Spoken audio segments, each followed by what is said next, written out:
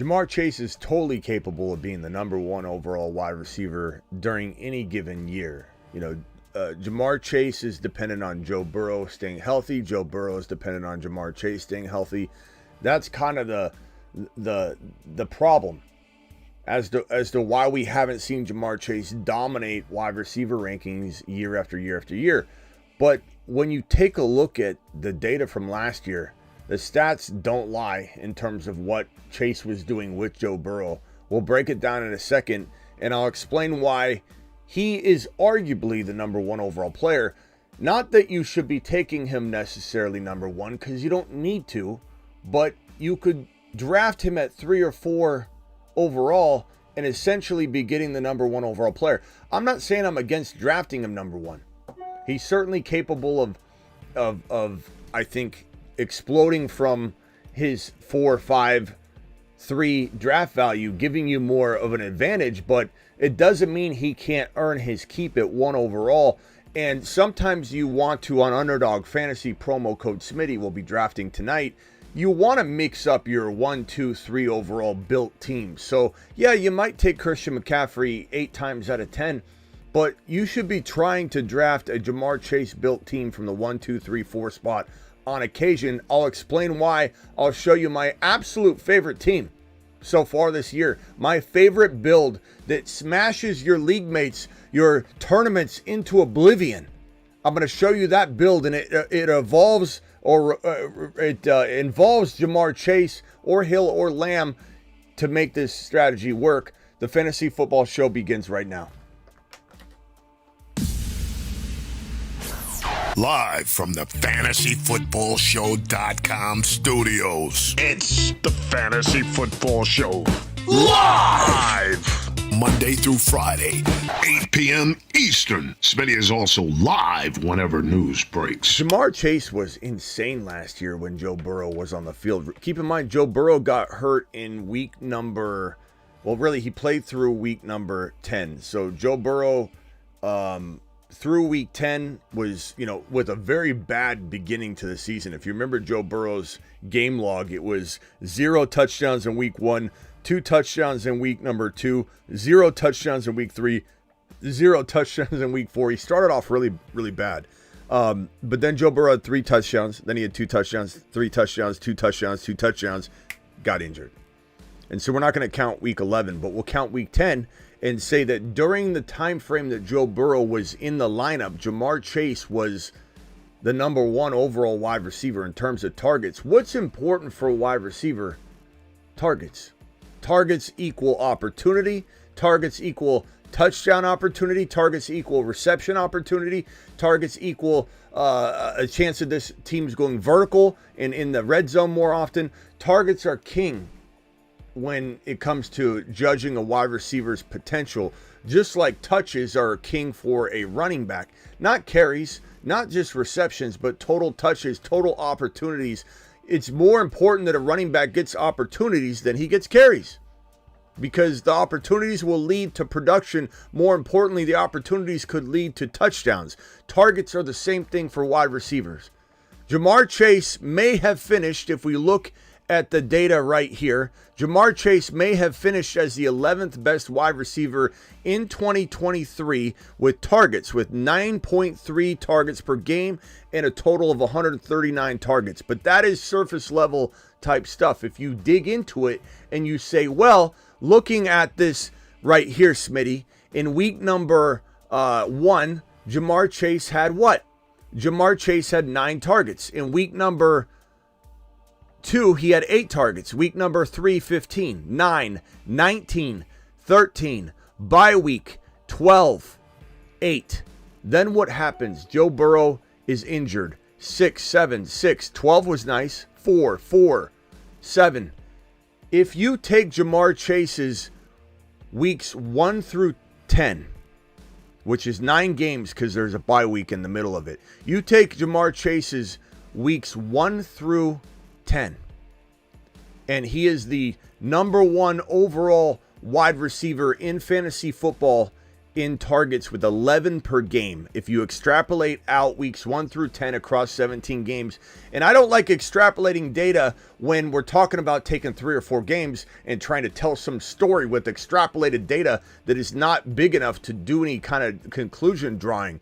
But when you're talking about 10 games of 9 games of football, 10 weeks of the NFL season in a straight line, we're not trying to cherry pick this week or that week.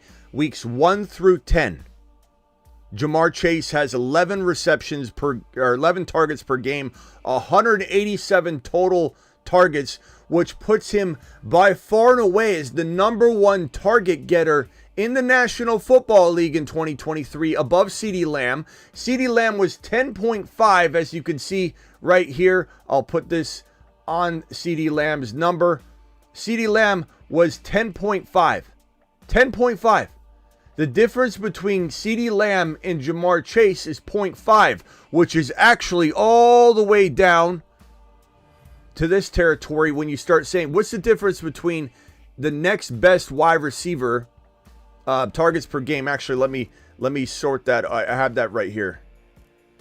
Let me see if I have it. If we sort by target per game, it ends up being about 10 or so, 8 to 10 or so wide receiver drop from CeeDee Lamb down the same difference between Lamb and Chase. So the difference between Lamb and Chase is the same difference between CeeDee Lamb in midway through the top 10, maybe even 8 or 9 of all wide receivers in 2023. So it's such a stark difference between Lamb and Jamar Chase. Jamar Chase is an absolute monster. There's injury risk to him. There's injury risk to Burrow. You start thinking about Burrow and Jamar Chase both having injury risk, and there's risk. Like, we get that. We're not idiots, but this is a stack we've loved for a long time. People are getting burrowed left and right, and people are going to remember it. This is a stack we've talked about time to drop the pancake since Jamar Chase was drafted to the Bengals, right? This has always kind of been the stack. It was the first stack. It's always been on the stack board, essentially. But this is a fantastic stack to get. Joe Burrow goes in round 6, 7, sometimes 7 and 8. Jamar Chase, yeah, you're spending a first rounder on it, but this is one of the best stacks in football, no doubt about it. This is an interesting pick. And dare I say, we got Silver Rapture coming in with a $50 hauler. He says Khalil Shakir will be a top 12 to 15 wide receiver and league winner. That is a $50 hauler. $50. Give me $50 holler. Get by the brother Smitty. Give me $50. Oh, yeah. Silver Rapture dropping a bold prediction on the board. $50 hauler. Shakir will be, according to Silver Rapture, will be a top 12 to 15 wide receiver. Do it live. I think I put top 12. Let me fix that, Silver. Silver says top 12 to 15. That's bold. That's good. Look, that's good enough to win. That's good enough to win. Nobody should be thinking that that's not good enough to win. Last year everybody was so bold. We were trying to find somebody that landed something. 12 to 15.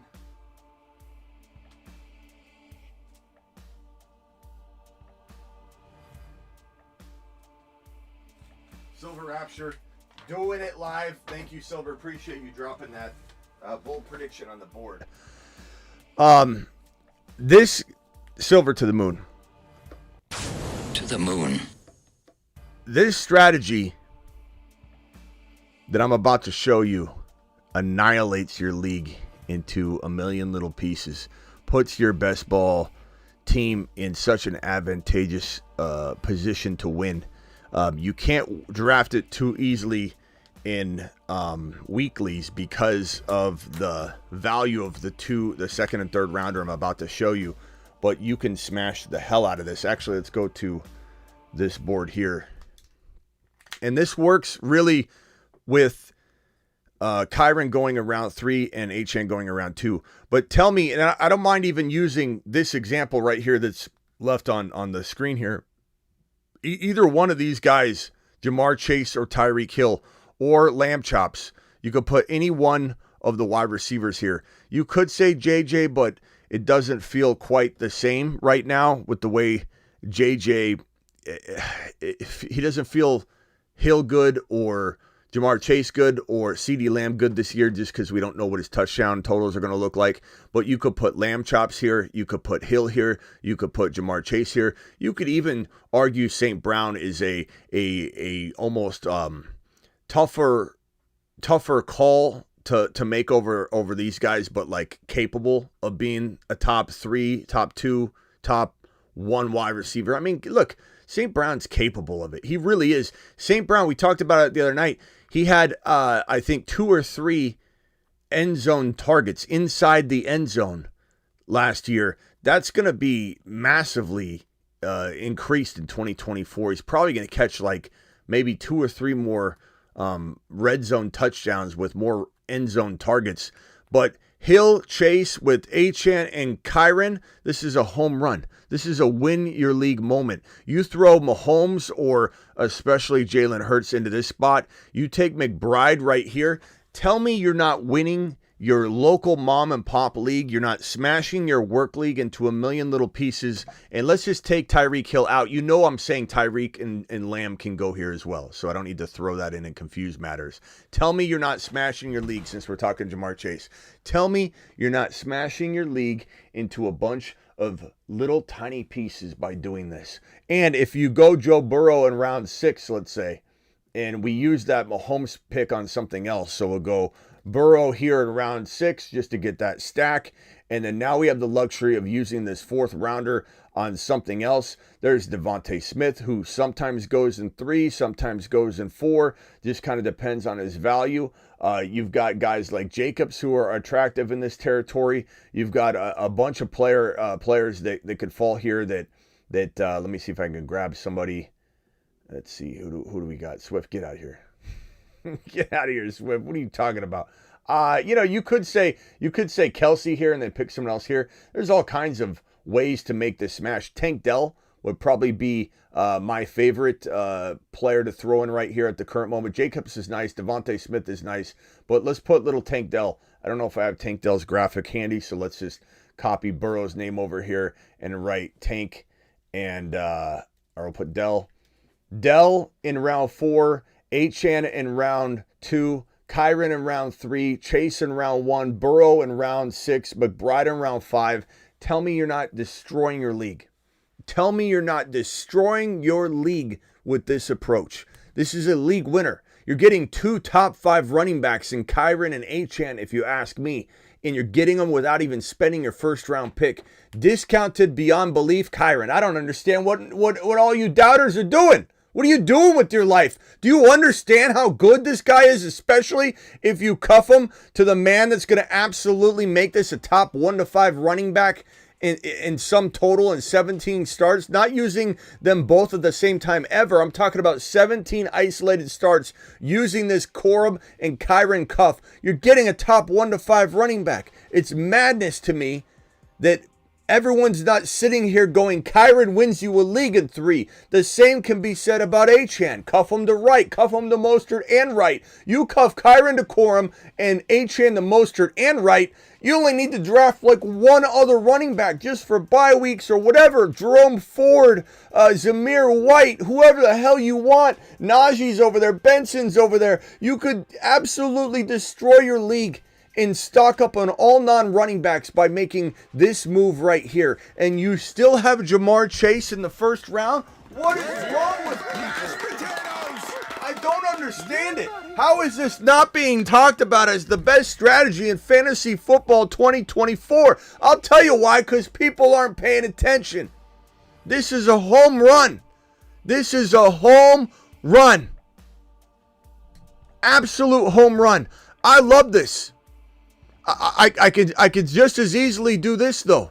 No doubt about it. And take instead of Dell. I love the Dell one too. I'm not saying I don't love that strategy, but you go with a freaking Najee if you want here. You could go with a Zamir White, which would be a little bit early, but I'm just trying to give you a feel for what your team would look like. You look pretty damn good doing something like that. You could go with a Jaden Reed if you wanted to get a little bit spicy. You could go with the, let me put the D on there. You could go with the read factor. This is unbelievable. This is the easiest strategy in the history of fantasy football, in my mind. I'm looking at it going, especially with Mahomes here. I like the Dell and Burrow, I really do, but this is an absolute glorious attempt at smashing your league into a million little pieces. You put JD5 over here, you could do something similar to that. You don't have to stack Burrow and Jamar Chase. Even in best ball, you don't have to do anything. People are out of their minds that tell you, the data, you got to do this, Smitty. You get JD5 right here. This is better than drafting Burrow. I'll take Jamar Chase and JD5 over Burrow and Burrow and Chase all day long because he runs. You can say what you want. You could get Burrow too. You could go JD5 and Burrow. You could light bully stack this thing. There's nothing wrong with that. Burrow falls there sometimes. Or JD5 and 7 and Burrow. Whatever you think gets it done. But you could do this. This is absolutely fantastic. In best ball, it's optimal scoring. So you're going to get the highest scoring player inserted into your lineup for you. So bully stack the hell out of this. Take Burrow and Chase, stack it. Get JD5. Now you got a rotation at QB that no one's going to outscore. This is it. This is it. This is the strategy. I prefer this one. You could even keep JD5 there. You could kind of bully QB that. Where's my Mahomes? Did I just throw Mahomes away? Where's Mahomie when you need him? Is he right here? He might be behind it. Mahomes. There's Dell. There's Dell if we need him. I don't know where I put Mahomes. Where do you go, Mahomes? Let me see if I have another graphic. I want Mahomes' mug on here. It doesn't settle well with me if I don't see Mahomes' face in this lineup here. So bear with me there. I got another one right here. So Mahomes, this is my favorite. I don't mind taking JD5 here though. Like this is a bully approach, right? This is you're going quarterback, you're getting another QB to kind of bully stack the one QB best ball. This is fantastic. This is league winning. This right here, even with JD5 and Mahomes, probably is my favorite. Even with JD5 here, this little bully stack. This is my favorite. I'm gonna say it right now. My favorite team for 2024, minus Hill, Lamb, or Chase being the one pick, right here. You've just been Smitty approved. It's glory. It's what it is. It feels like taking candy from a baby, to be honest with you. Burrow and Chase together makes Chase the number one wide receiver in fantasy football. The data says. Okay, 11 targets a game, number one overall wide receiver in terms of targets, and by a lot, by 0.5, which again is the difference between what Lamb, who was number one last year, because Chase, if we're extrapolating that data, number one last year was Lamb, and the difference between Lamb and like wide receiver 6, 7, 8 is the difference between Lamb, who was one, and what Chase would have been. That's a significant difference between the number one and number two spot if Chase had Burrow all year long. So smash your league. Here's the strategy one more time. My absolute, even JD5 with Mahomes, this bully QB stack in best ball. Maybe in best ball, I'm not saying I don't do this. In non-best ball, maybe you get JD5 here in non-best ball. It's hard to say. In non-best ball, I'm okay not doing the JD5 bully QB stack. In best ball, this is my favorite lineup that I could build. Absolute favorite. You've just been Smitty approved. And again, you can't really do this strategy in weeklies because HN and Kyron's ADP is more realistic there. People are kind of, I think, coming to their senses when they're asked, okay, who's the best player? Oh, well, Kyron here, I guess. There's some risk involved, but damn. Any one given week, Kyron could be the number one overall running back. It's how they're really feeling about Kyron and HN. Weeklies is telling you what people really believe, but for some reason, they can't do it in the non-weeklies format. It's crazy to me. Dial into the show. Call into the show. Call into the show.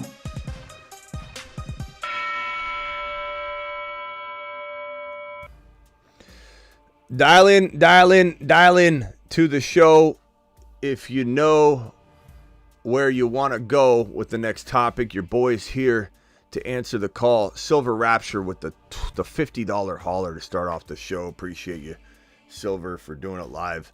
No gifted memberships yet. No celebratory messages yet. But we do have Silver's $50 hauler. We also have an open phone line for anybody that wants to jump in and talk about this. If you call in, please have a question around this at first, and then we can selfishly help your other, desires and needs. But right now, this is a Jamar Chase or a wide receiver, or if you want to talk Hill, or if you want to talk Lamb, this is that show right now. So you dial in, please give me something along those lines, then ask your question. But this is a phenomenal potential year for Jamar Chase, so do it live. I think I'm aiming for Kyren in round 2, but MHJ sometimes is there. In your non-best ball league, you could definitely find Kyren in the third, but I'm sorry, in the second. But you might not. You might find him in the third. It depends on if you're drafting on ESPN. It depends if you're drafting on Yahoo. It depends if you're playing best ball. Kyren does seem to fall more in best ball than he does in your mom and pop league. Why? Probably because the ADP suggested rank is going to be bogus. It's going to be suggesting that Kyren's higher than he really is in the general population's point. It's almost like last year when Kamara was going in the 6th and 7th round and we smashed that to pieces and people won leagues off of that Moonman prediction. When we go over to ESPN mock drafts or Yahoo mock drafts, they'd have Kamara in like the 3rd and 4th round. But it wasn't because people thought that. It's because the pre-ranked data was like going off last year, and then they started like computer drafting and piling bad ADP data on bad ADP data, cementing him in off of the, because they launched the data initially with like a mix of last year's data with other things, and it just kept piling on the bad data. And Kamara, who was suspended, was going in the 4th and 3rd and 5th round. We do a mock draft. Even on Sleeper, we do a mock draft. Kamara would go in the 4th or 5th round. And on Underdog Fantasy, he'd go in 6 or 7. So that's why I say I don't even mock draft anymore. I'd rather just do why mock draft? And I know some of you can't do mock drafts, or I'm sorry, best ball drafts in your state. And so I understand that, and that's why I'm trying to figure out ways to do mock drafts. I am trying. But the data is so bad. The pre-rank ADP rankings are so bad, and they don't mirror any sort of normalcy or reality. I don't care if the format's suggesting that. You go into your draft, even with the bad suggested rank, and there will be people smart enough that will be scooping Kyren up or whoever might be falling. Or in the case of Kamara, the opposite happens, and somebody, because all it takes is one, is gonna draft Kamara in the 4th round. This is last year, because he's being suggested in the 4th round. It's like you can't get away from the stupid ADP ranks. The stupid ones are gonna force some novice, some guy that hasn't been looking at it for months and months, is gonna force that person to take the person early, and then the opposite happens. If somebody's really down, in the 4th or 5th round that should be in the 2nd or 3rd, someone's going to know and someone's going to snag them. So you're preparing for a draft that you're never going to see. You go mock draft on ESPN, you go mock draft on Sleeper, it's really hard to get a real sense of what you're going to see, because the data is not going to necessarily just transfer right over to your draft. There are going to be people that are going to pull and pick and pluck these players out of these different bad ADP suggested ranks. It's not likely. That's why I love going on Underdog, because every mock draft is an actual real money league where you can win 10K, 20K, 40K, 100K. I'd rather just play in a real league. I'd rather do the $3 drafts where, we're essentially doing $3 per mock draft. Essentially, when we do a private league, doesn't have anything to do with the big money tournaments. I just say, here's a link, jump in this private league. And it's a private league, it's $3. You're paying $3 to do each mock draft, but you're also, it's not like you're not going to win if you win. If you win, you get $20. So you do $3. If you win it, you get 20. If you get second, you get like 13 or 14 bucks. You get third, I think you get your money back. It's something along those lines. So it's like a way to get paid to mock draft. And at the end of the season, last year, I did so many of those with you guys, and I'm not trying to suggest I dominated all of them or something, but I don't even know how many I won, but I did so many of them that I got way more than my $3 per draft back. I got like a $450 to $500 winnings deposit when the season ended off of just those drafts. And I'm like, whoa, as soon as those drafts ended, I'm like, there's $450 right in my Underdog account just from doing all those $3 drafts with you guys. So easily got my money back. And it's such a great way to hone in on your skills. And so Underdog Fantasy promo code Smitty will be drafting tonight. Here's the link. If you guys want to get in, hit this link, do it live.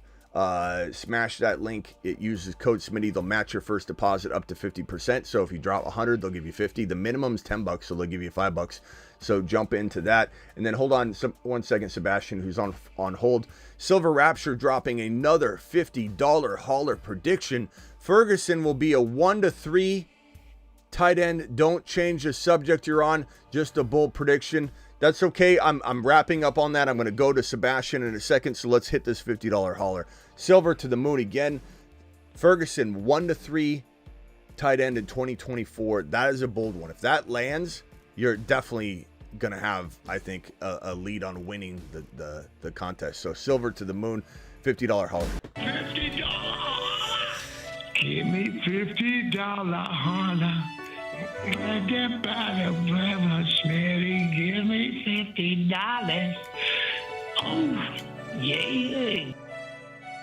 Tight end 1-3. That is a bold one. That is a bold one. Ferguson, tight end 1-3. Silver Rapture coming in with a strong prediction. What is going on, Sebastian? You're live. Yeah, I really do think Jamar Chase is wide receiver number 1 overall, and it's not really even close. I mean, targets Joe Burrow 11. You already showed it was above Lamb. Another thing too, these NFL new kickoff rules, red zone targets. If you do look at the data, the number 1 red zone target finishes as wide receiver 1 every single time. And who do I trust most in the red zone? Jamar Chase.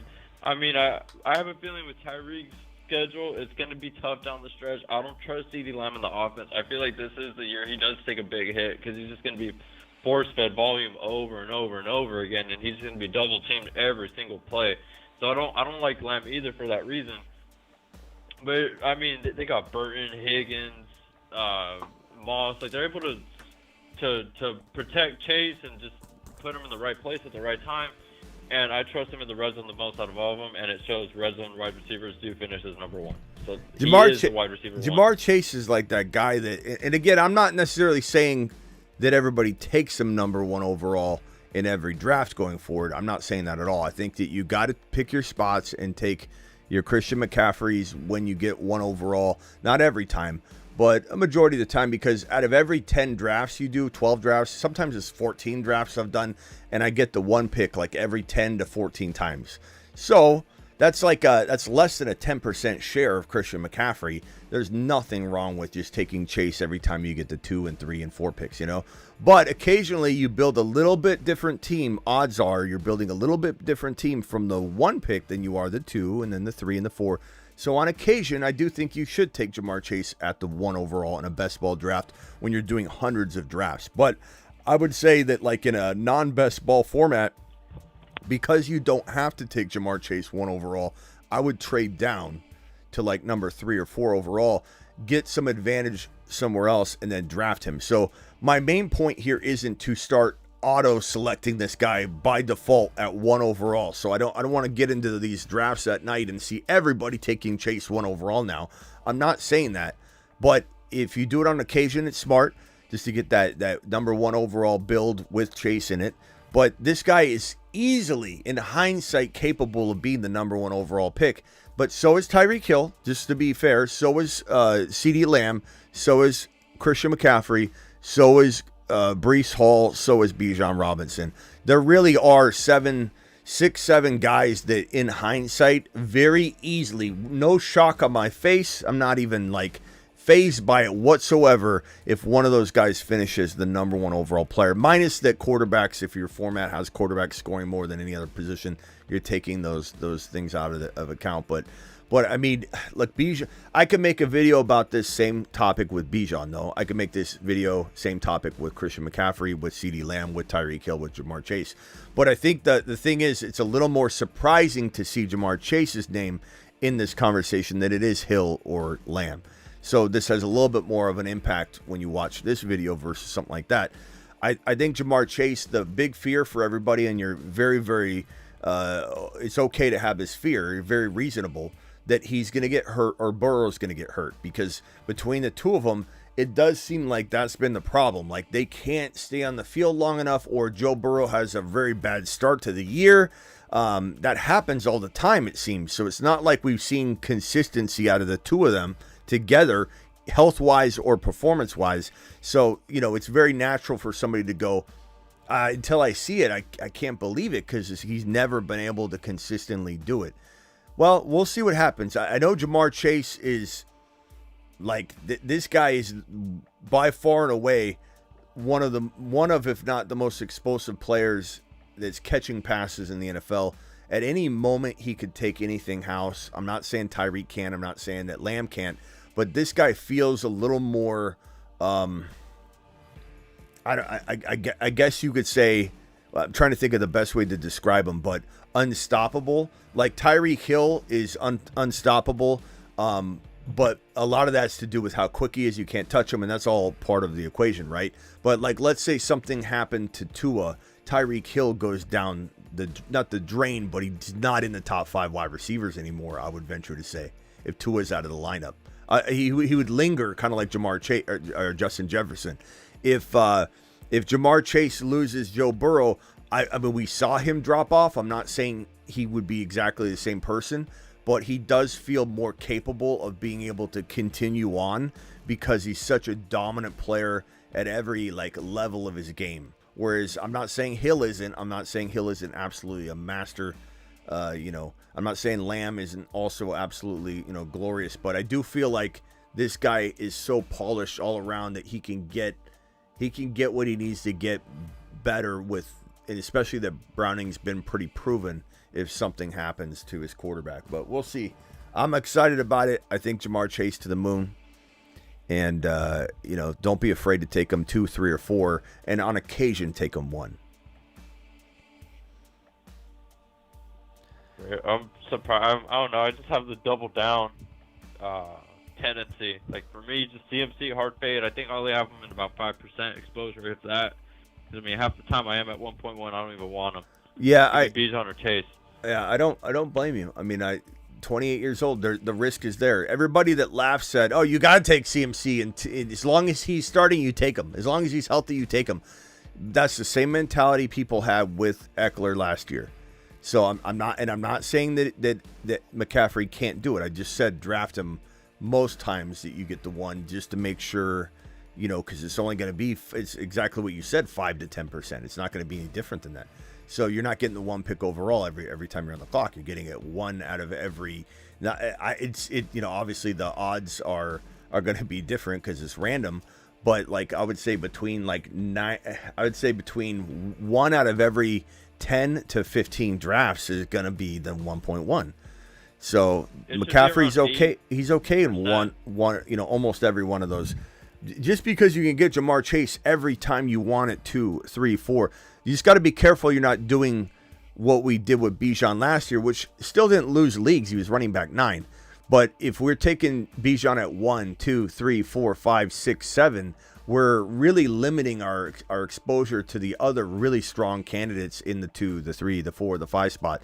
So that's why you should really try your best to stay within the confines of manipulating the ADP data and taking the best values in the ADP ranges so that you can maximize your different exposures and not let one Jamar Chase injury ruin all of your teams that drafted from 1 to 6. You just got to be kind of careful. But there's no shame in walking away from Christian McCaffrey. You might have some regret if he balls out again. But again, Eckler was that same guy last year, 28 years old. People are like, he's so good at 27. Are you kidding me? He's not falling off in 2023. He's an absolute monster. But what did I say? Stay away from him. Don't draft Austin Eckler. He's going to ruin your league. He's going to ruin your season. And Eckler shit the bed hardcore. You drafted him in the first round. You probably did not win. There's no way to recover from what he didn't do. Like Bijan was running back 9. You still recovered from that. I won a ton of championships with Bijan at number 2, 3, 4 overall or wherever I took him last year. And I admit, we expected Bijan to do what he's going to do this year. And we'll be proven right at the end of the day. We were wrong last year because we didn't feel that they would do what they did, that Arthur Smith would literally flush Bijan's upside down the toilet all year long. But we're about to see the best running back in football get unleashed, and I'm excited for it. Hold on a second, Sebastian. Mute yourself real quick while I go through these super chats. Phone lines are open if anybody wants to dial in. Calvin Krim says, hey, Smitty, this is an optimal strategy for when picking 2 to 5. Hill, Chase are going in the top 4 usually. Yes. So if you're drafting a 1, 2, 3, 4, 5 overall pick, even 6, and Jamar Chase is there, this strategy will work. Now, you got to be careful. The later your third round pick is, the more likely you're not going to get Kyren. But Kyron's definitely going to be there the closer that second and third round picks are, if they're close to bookend. But then the closer that those picks are, the little bit more less likely that Achane's going to fall. So it's tough. It's tough to deploy it. I don't get it every time, but I do know that this is my absolute favorite strategy in all of 2024. When I get Chase or Hill or Lamb, you could even throw St. Brown in there if you wanted. It's a little bit more lesser of a version of it, but I love it. And then Achane, Kyren, Mahomes, McBride, JD5, or Kincaid in there, whatever. It's like this is the strategy that absolutely is taking all of us to the moon if we deploy a bunch of different versions of that. These $50 haulers from Silver, appreciate you, Silver, for dropping those. Overcome, thoughts on win now, approach dynasty, startup, no superflex. I think that it's smart. I think you can do both, though, Overcome. I don't think you have to draft just old dogs, but I think if you draft enough staples for your team, foundation for your team, that, like, think about it. Every great player is kind of 80%, 90% of the time going to be a young player anyway. The changing of the guard happened across all positions. We never really seen that before in a long time. It's like one every 20 years or 15 years will you ever see a refresh at all the positions at once. It's kind of like when all the stars align for a certain eclipse or something. It's crazy. All the quarterbacks, they're pretty much young.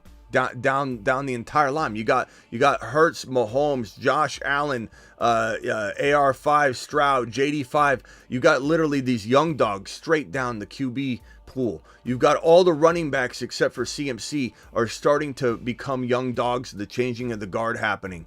Henry's down in there, but like you throw Henry and CMC out, it's like all young guys. It's Brees, it's Achane, it's even Kyron's young. In the wide receiver, same thing. You got Tyreek Hill. And then like maybe 1 or 2 other players, Evans and a few other guys, but the rest of it is all young dogs. So I think what you do is a balance of this, right? You don't just take all the old dogs, but maybe you feel so good about the core of your team, you are able to go after Cooper Kupp late. You are able to go after Evans late. You are able to go after Kirk Cousins with Penix Jr.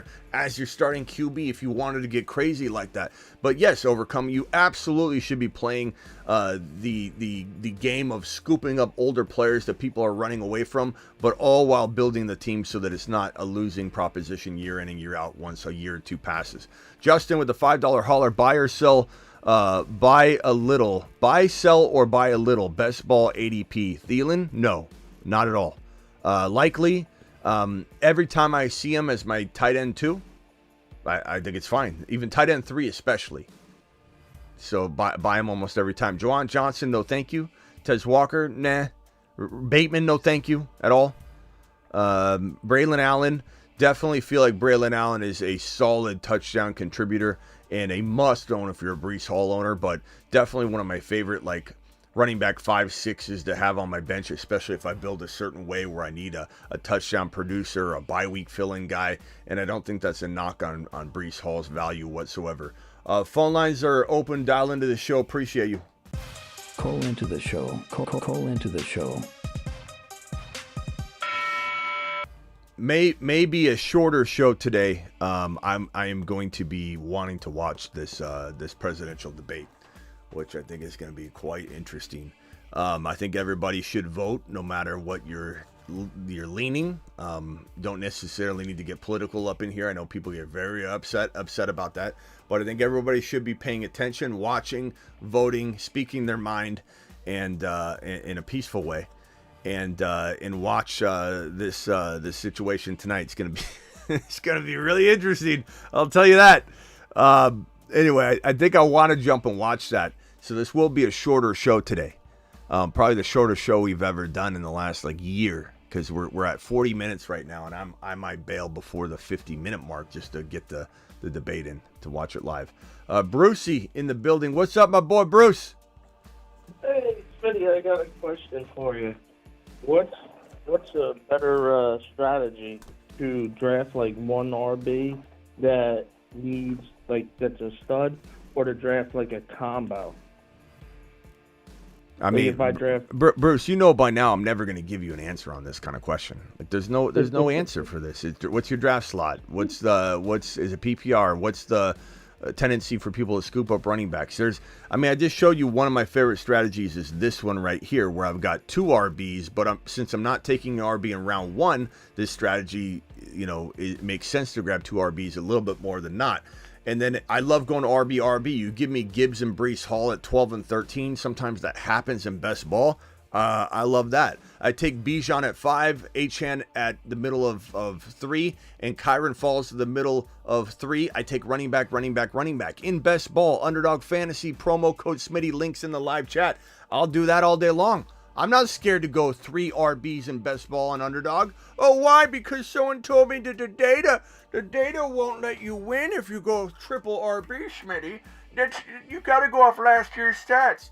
I'll go triple RB all day long. Let someone look at my draft and say whatever the hell they want. I could give 2 craps what anybody thinks. I'll go RB in a best ball draft.